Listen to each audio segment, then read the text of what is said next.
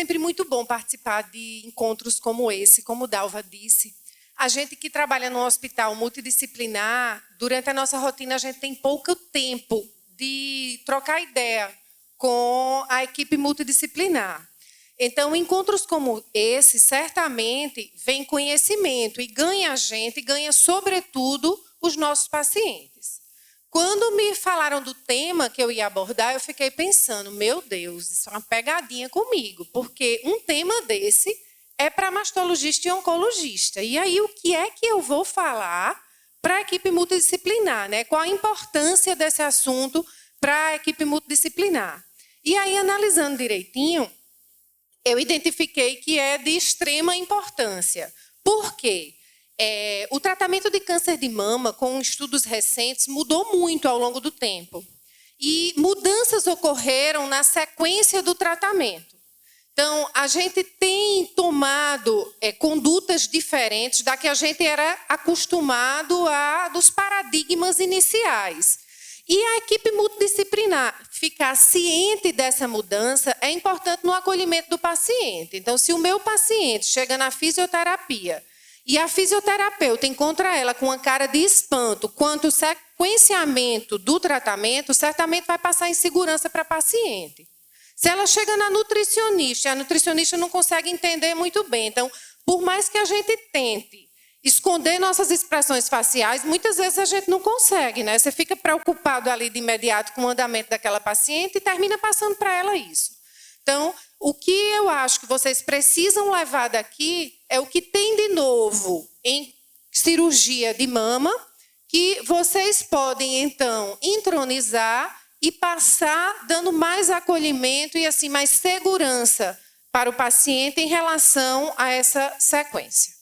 Então, o tema, como diz, é um trava-língua, decisão cirúrgica em pacientes com câncer de mama luminal, neoadjuvância versus cirurgia apifronte. Para esse tema, eu não tenho nenhum conflito de interesses.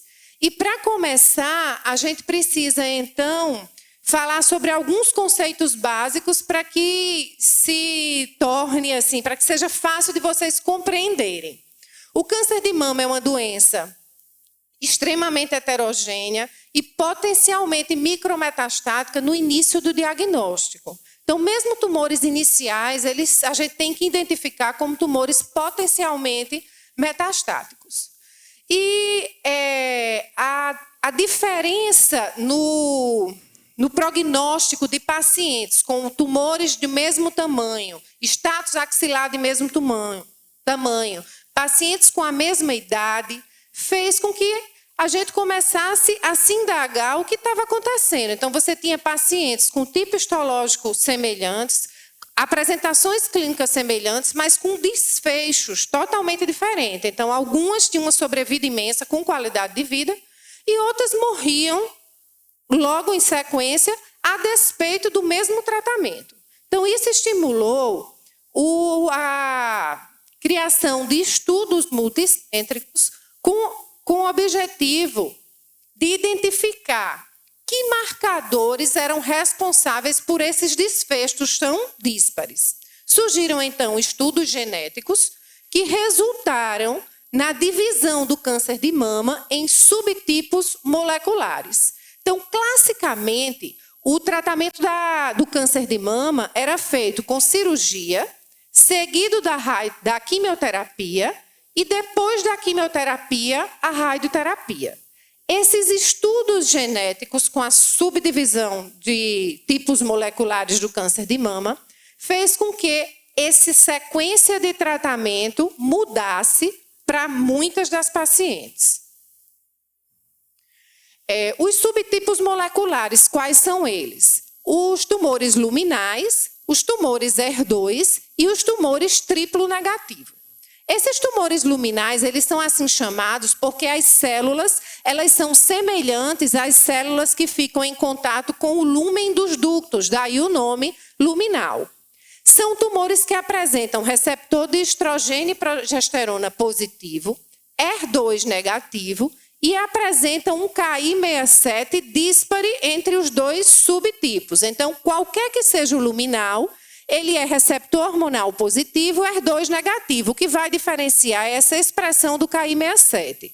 O Ki67 ele é um marcador de proliferação celular. Então, daqui a gente vê que o luminal A ele tem um índice de proliferação menor que o luminal B. Falhou. Do que o luminal B. Está falhando sempre. Será que não é a pilha? Vou continuar. Então, ele tem um índice de proliferação menor do que o luminal B. O A é menor do que o B. E isso expressa para ele, isso dá para o luminal A um prognóstico melhor. Então, tumores menos proliferativos, lógico que a gente pensa em prognóstico melhor. Outra diferença entre o luminal A e o luminal B é que eles respondem bem à hormonioterapia, ao bloqueio hormonal com o estrogênio, inibidor da aromatase, mas o A ele parece responder melhor do que o B. O B, em geral, responde e depois desenvolve uma certa resistência. Já em relação aos outros tipos, o HER2 ele não tem expressão hormonal e apresenta superexpressão do HER2. E independe o Ki67 para a classificação do subtipo HER2. O triplo negativo é o terror do hospital. Então, toda a equipe multidisciplinar conhece a má fama do triplo negativo. São tumores extremamente indiferenciados e, por ser indiferenciado, ele tem ausência de expressão de receptor hormonal, ausência de HER2 e, geralmente, tem um Ki67, um índice proliferativo muito alto. Então, é um tumor muito frequente em pacientes jovens e tem uma manifestação clínica mais rápida. São tumores com crescimento muito rápido e isso gera temor para todos nós. Aliado a isso, é um tumor que você olhando, ele tem poucas opções terapêuticas, porque não adianta você fazer a inibição hormonal, não adianta fazer a inibição do HER2. Então, a gente ficava com um leque menor em relação ao tratamento dos tumores HER2. O que hoje mudou, e vocês vão ver lá na frente o que foi que fez essa mudança, que atualmente mastologistas e oncologistas têm visto, muitas vezes com pior olhos, o luminal do que o triplo negativo, não é, doutora Dalva? Em relação à prevalência, os luminais eles correspondem a 70% de todos os tumores de mama.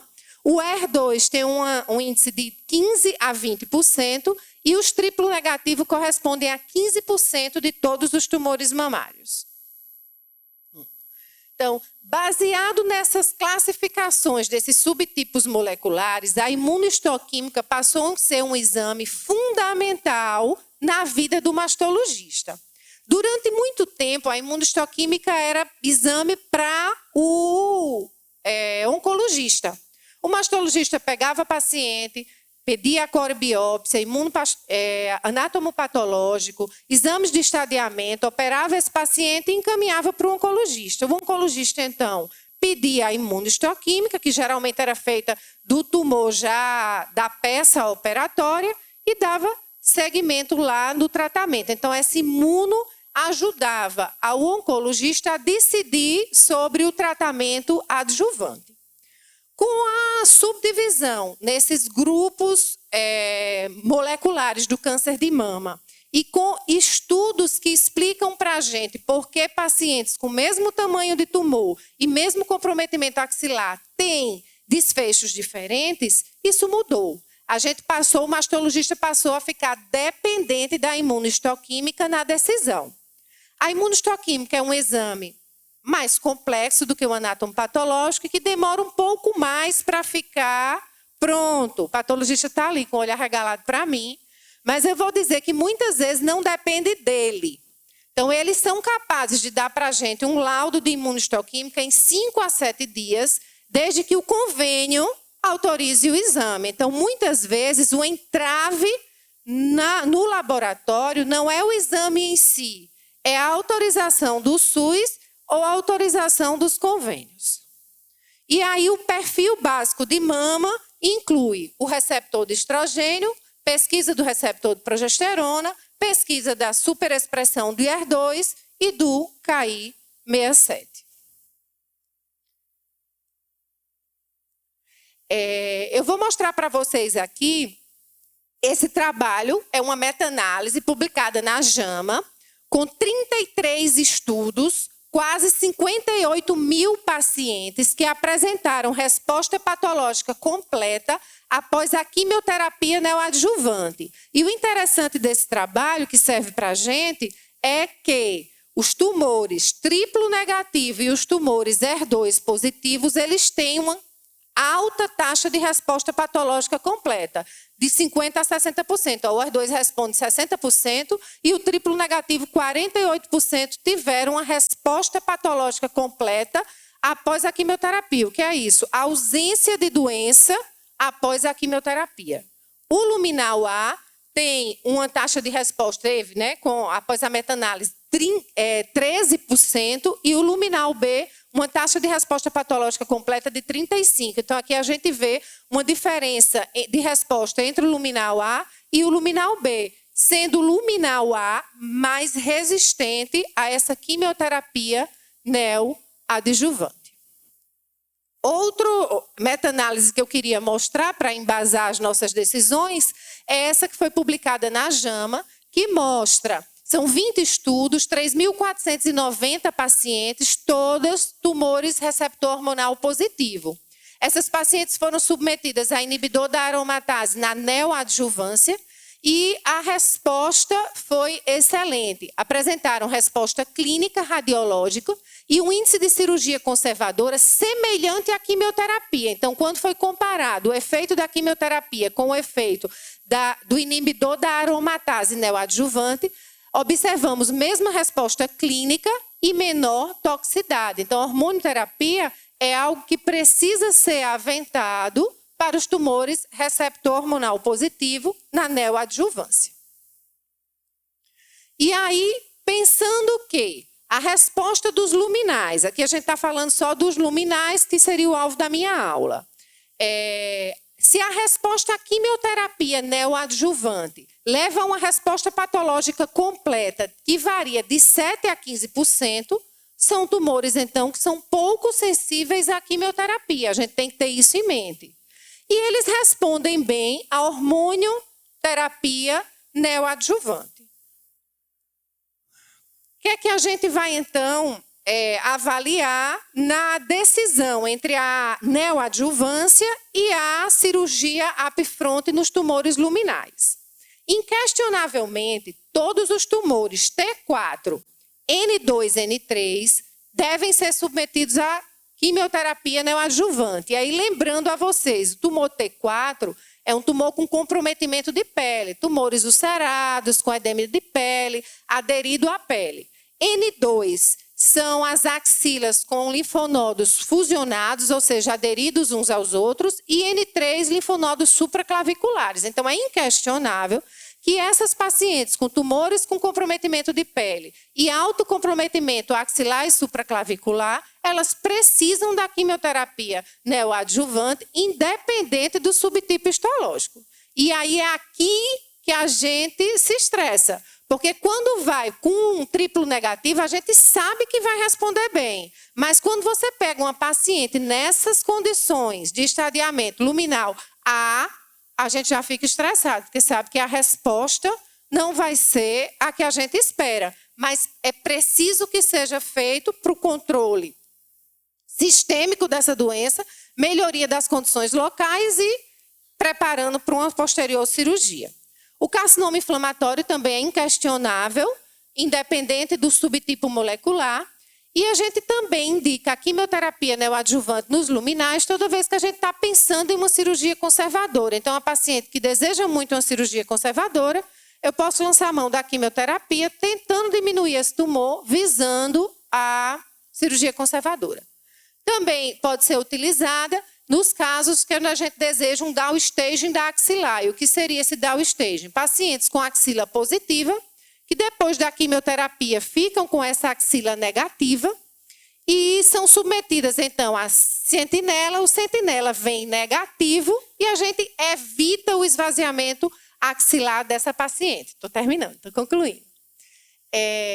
Também está indicada a quimioterapia, a gente sempre precisa pensar em quimioterapia neoadjuvante nas pacientes jovens e com tumores mais agressivos. Entende-se como tumores mais agressivos, os tumores com alto grau histológico e com alto índice de proliferação, um KI67 mais elevado.